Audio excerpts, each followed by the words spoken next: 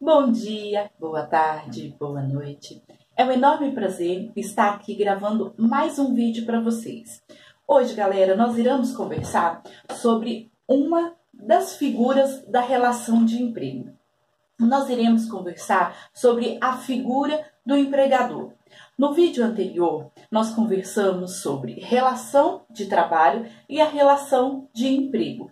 Hoje, nós iremos tratar sobre a figura do empregador.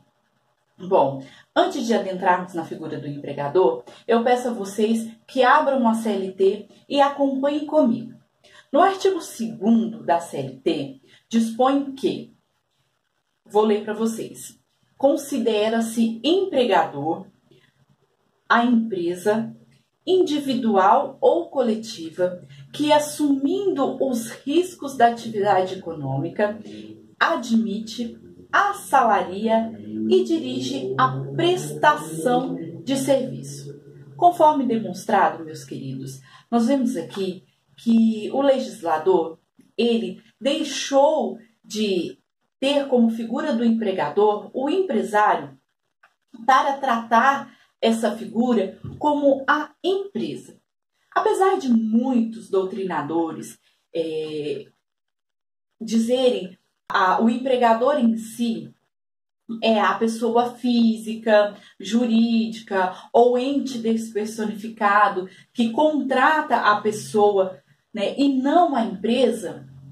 No entanto, esse termo usado pela CLT de empresa, ele tem uma característica muito importante que veremos logo mais.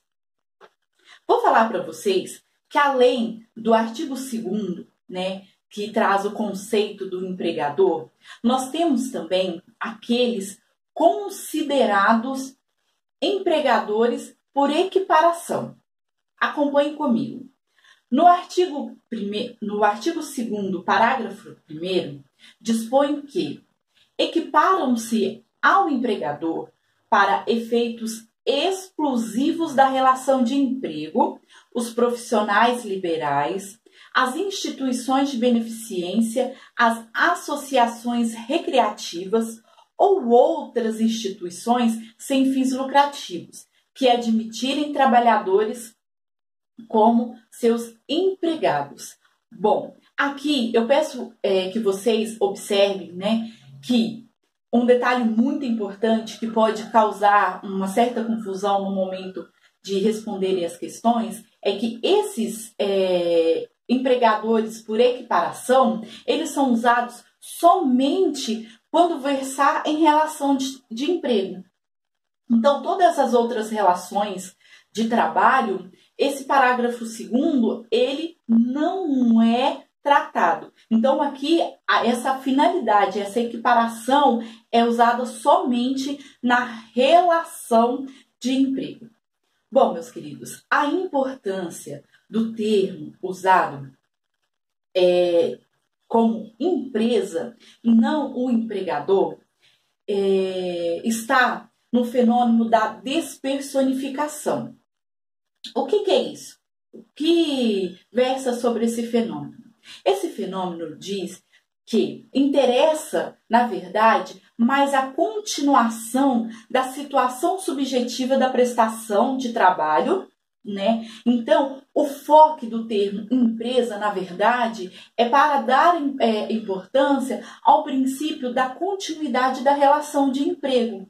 Ou seja, caso haja uma alteração na parte societária dessa empresa, essa alteração ela não poderá afetar o contrato de emprego existente entre ambas as partes. Aqui, o que visa é proteger o empregado de muitas mudanças que acontecem dentro da parte societária administrativa da empresa.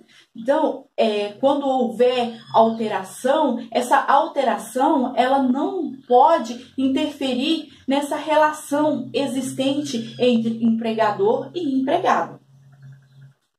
A eleição do termo empresa ela acentua uma importância no fenômeno da despersonalização da figura do empregador.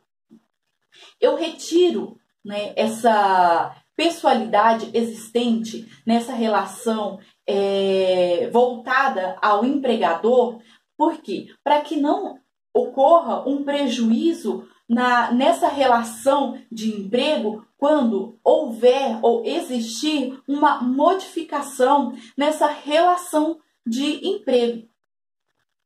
Então, aqui, mais uma vez, o direito do trabalho, ele visou a proteção desse empregado, levando em consideração que um dos princípios basilares do direito do trabalho é o princípio da proteção ao empregado, que é parte hipossuficiente dessa relação.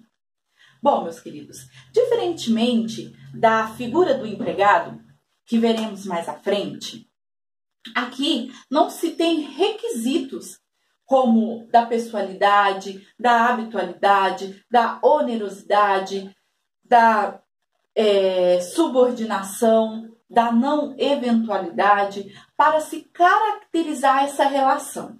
Aqui, as características do empregador é diferente. Eu vou trazer duas para vocês que são muito importantes no exame da ordem de vocês e vem sendo cobrado muito. A primeira caracterização é a da despersonalização, ou também conhecido como impessoalidade. Aqui, diferentemente da tratada pela figura do empregado, que é a pessoalidade, ou seja, o empregado tem que existir uma pessoalidade, eu contrato a figura do empregado.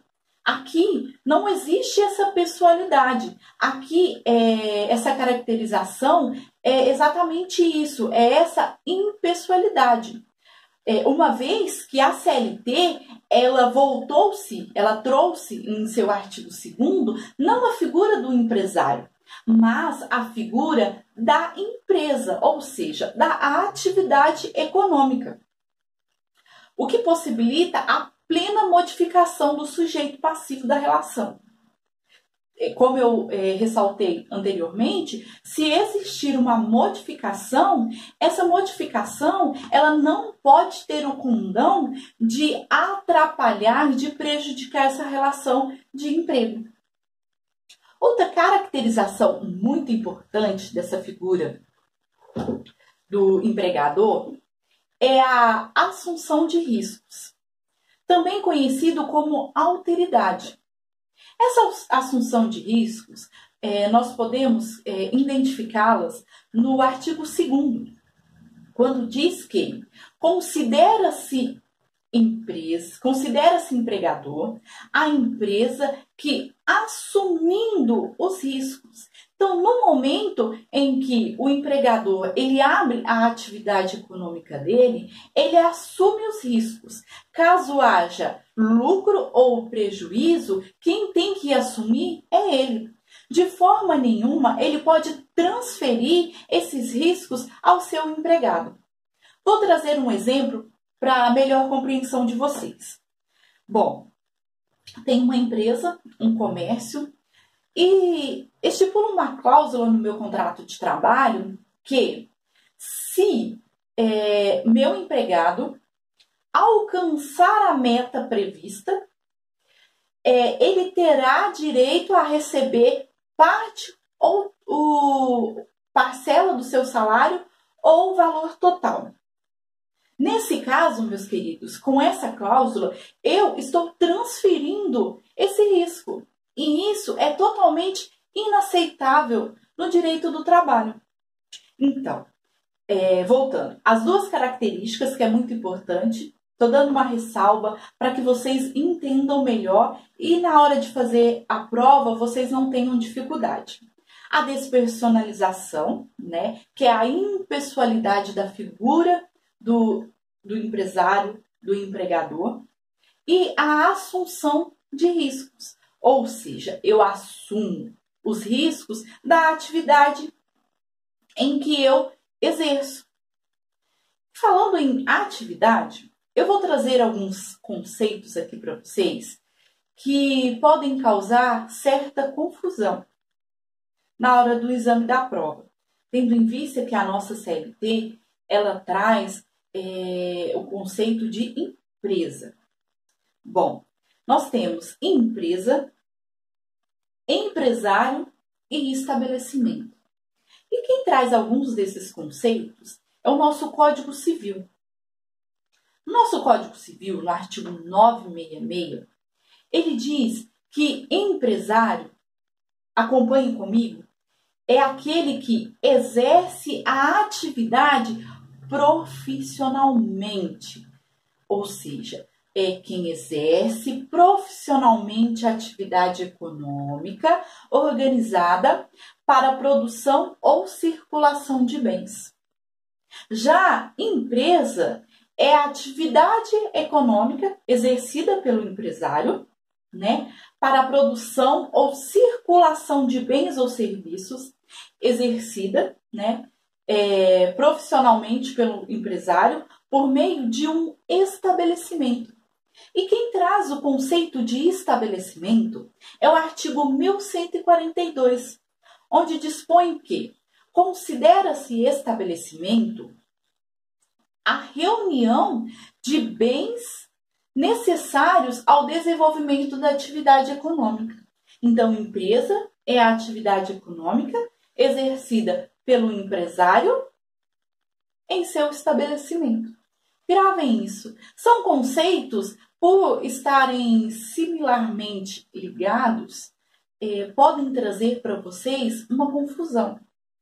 Então, tanto na prova do direito do trabalho, né, como em processo também nos momentos da execução ou no direito civil, para que vocês tenham uma definição melhor e que não se confundam na hora de resolver as questões.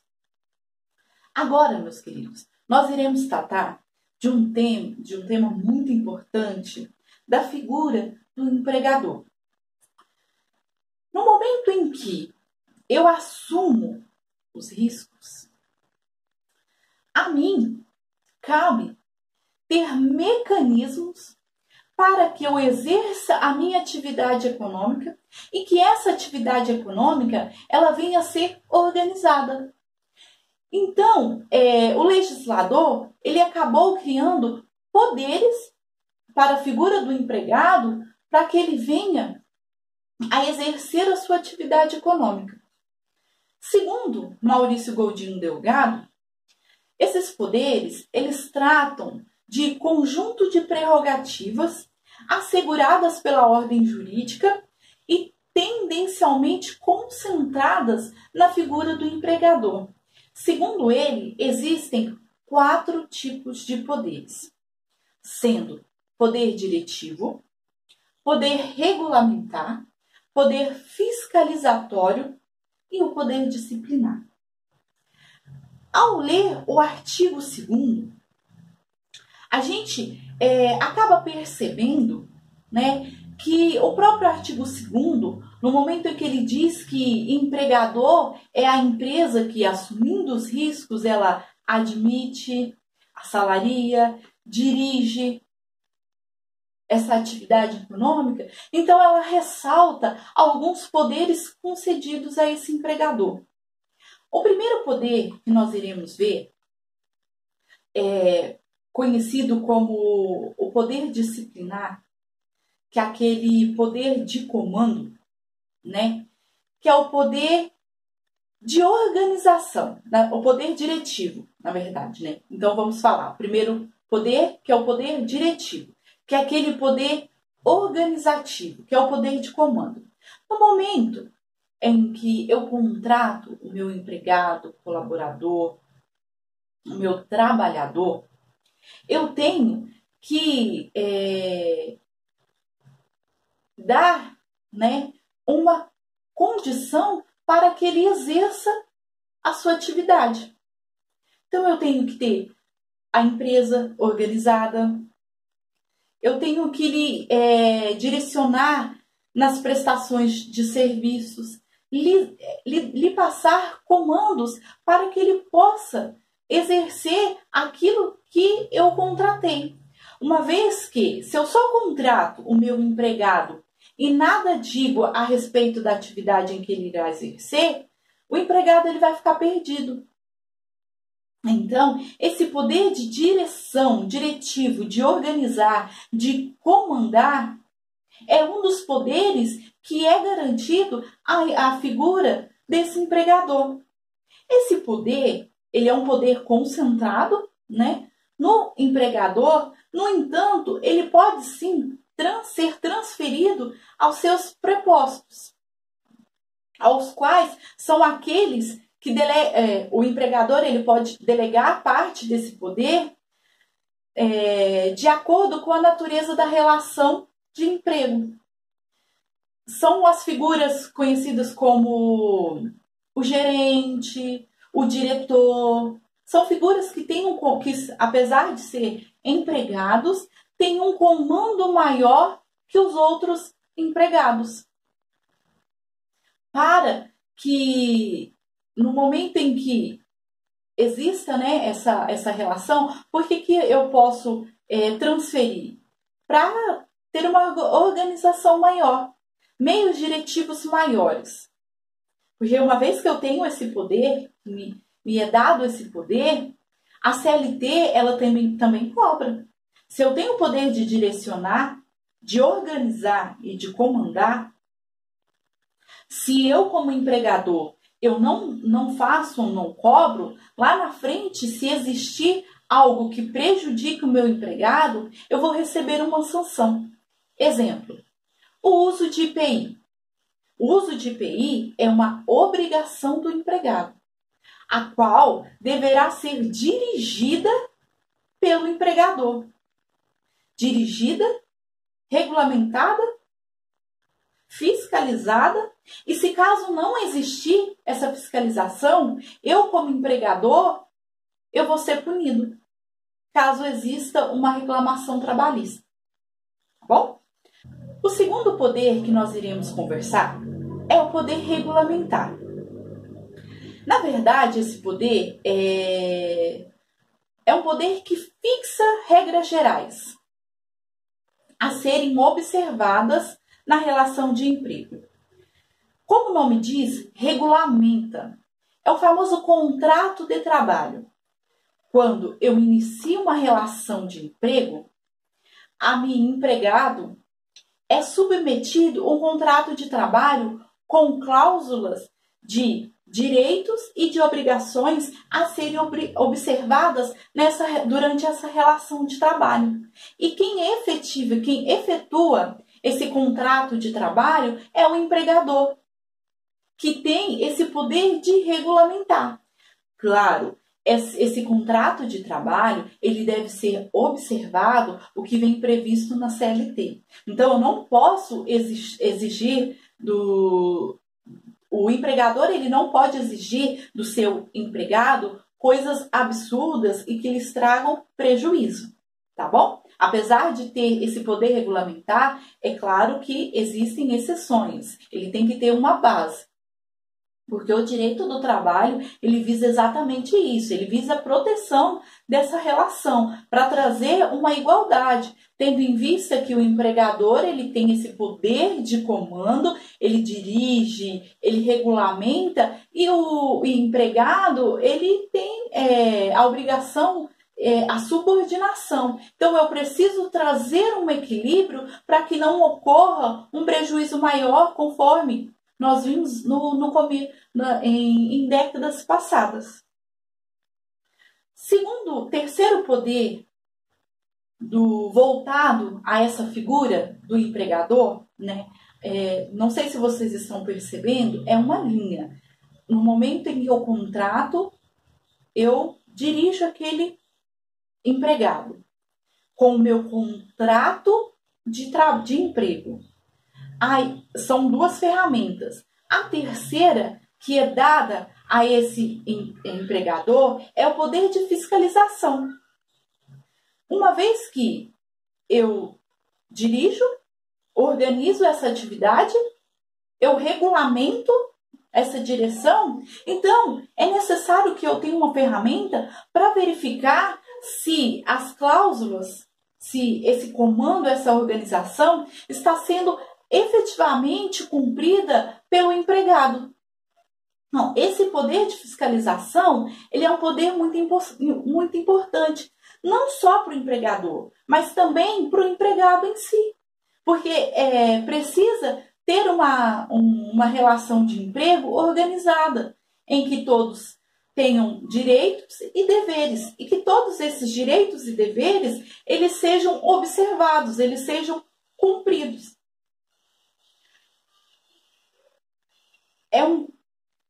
O último poder, ele versa sobre o poder sancionatório, também conhecido como poder disciplinar.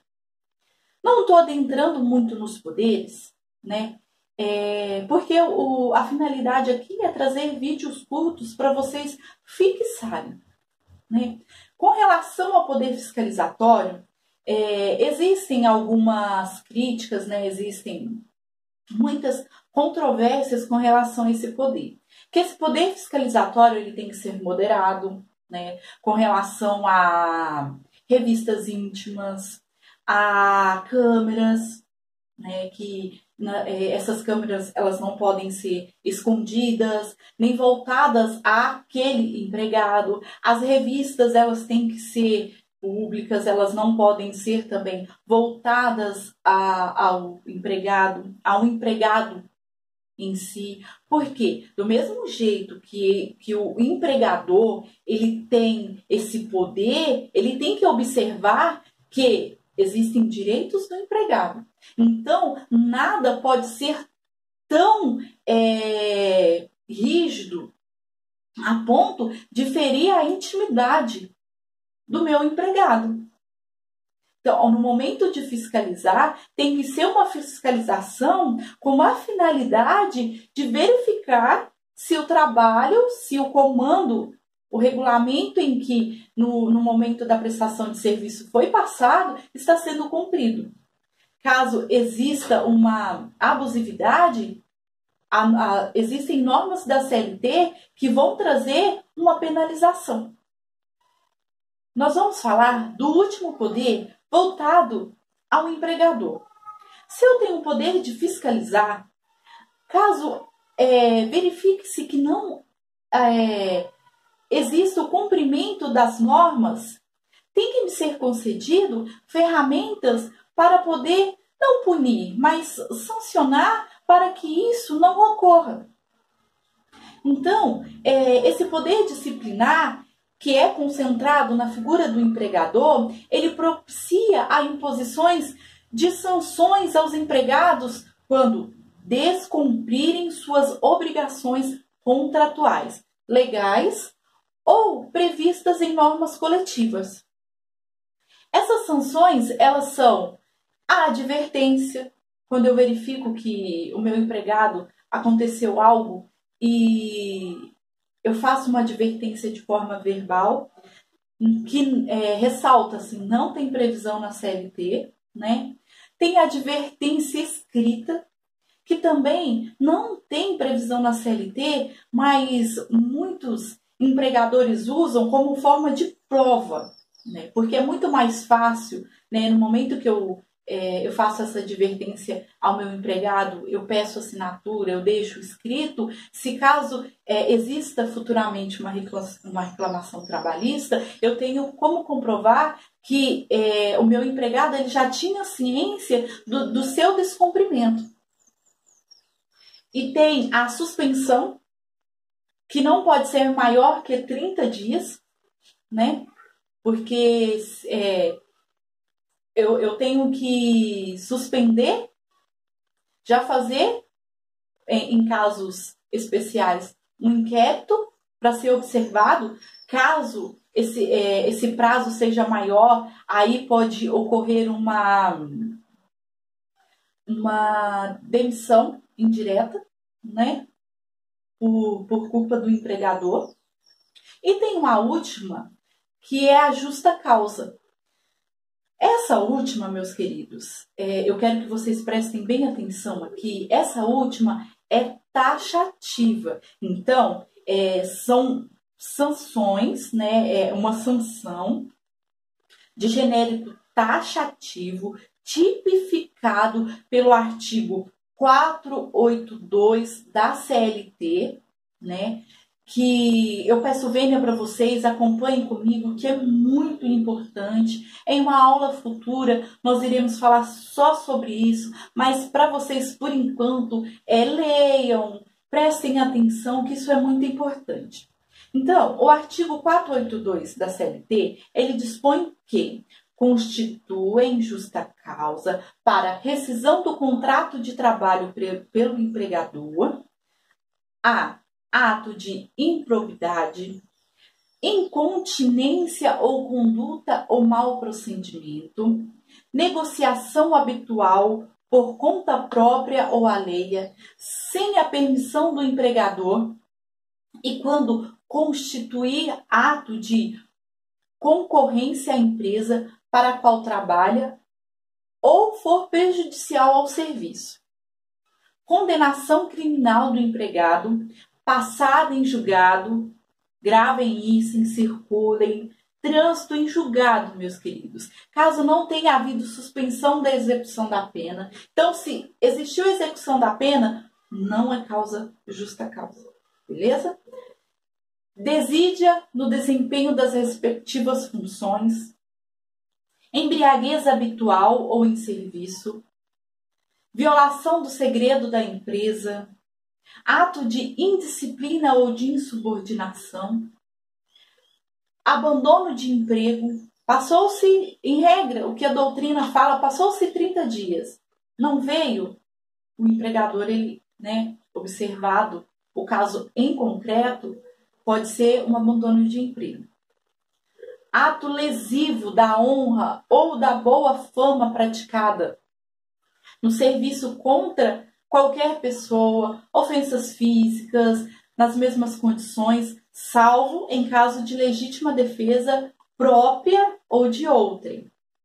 Ato lesivo da honra ou da boa fama ou ofensa físicas praticados contra o empregador ou seus superiores hierárquicos, salvo em caso também de legítima defesa própria ou de outrem, prática constante de jogos de azar. Esse daqui, meus queridos, prestem bem atenção que isso aqui é novidade.